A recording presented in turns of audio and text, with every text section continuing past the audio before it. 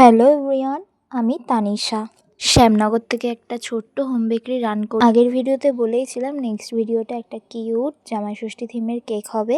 কেকটা যে অর্ডার দিয়েছে সেই মানুষটা আমার কাছে খুবই স্পেশাল বললাম কারণ হলো আমি এই কাজের সঙ্গে যুক্ত প্রায় 1 বছর। যখন আমি কাজটাকে শুরু করি প্রথম স্পেশাল মানুষ বলার কারণ হলো সবার প্রথম কাস্টমার হলো এই বোনটা তখন আমার কাছ থেকে একটা 1 পাউন্ডের চকলেট ফ্লেভারের কেক নিয়েছিল তার মা বাবার অ্যানিভার্সারির জন্য। তারপর এই সেকেন্ড টাইম আমার থেকে কেক নিচ্ছে। এর মাঝেও আমাকেও ওর অ্যানিভার্সারির জন্য কেকের কথা বলেছিল, কিন্তু সেই টাইমে আমার প্রথম বিয়ে হয়েছিল, আমি বর্ধমানে থাকতাম, সেই কারণে আর অর্ডারটা নেওয়া হয়নি। এই নিয়ে সেকেন্ড টাইম আমার থেকে কেক নিচ্ছে। খুব মিষ্টি একটা মেয়ে, খুব শান্তভাবে কথা বলে।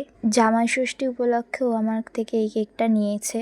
আমি যখন ওকে জিজ্ঞেস করেছিলাম কীরকম টাইপের কেক নিবি, তখন বলেছিল চকলেট ফ্লেভার রেখো আর একটু পিঙ্কের মধ্যে রেখো, আর বাদবাকি তুমি তোমার মতন করে দিও। আর যখন কেউ বলে যে নিজের মতন করে কেক বানাতে, তখন একটু চাপটা বেশিই থাকে, কারণ ভয় হয় যে আদৌ কি কেকটা তার পছন্দ হবে কি হবে না। কিন্তু যখন আমি কেকটা বানিয়ে ফটো পাঠিয়েছিলাম, তখন বোনটা বলেছে একদম পারফেক্ট আছে আর সুন্দর হয়েছে। আর সত্যি বলতে যখন নিজের মতন কেউ বানাতে বলে, তারপরে গিয়ে যে বলে হ্যাঁ একদম পারফেক্ট আছে, তখন গিয়ে শান্তি হয়। এই ফিলিংসটা শুধু তারাই জানে যারা কেক বানায়। যাই হোক, আজকে অনেক কথা বলে ফেললাম, অনেক কিছু শেয়ার করে ফেললাম। তো আজকের ভিডিওটা এই পর্যন্তই। ভালো লেগে থাকলে একটা লাইক, কমেন্ট, শেয়ার করে দেবে। আর যারা ফেসবুক থেকে দেখছো তারা ফলো করে দেবে, আর যারা ইউটিউব থেকে দেখছো তারা সাবস্ক্রাইব করে দেবে।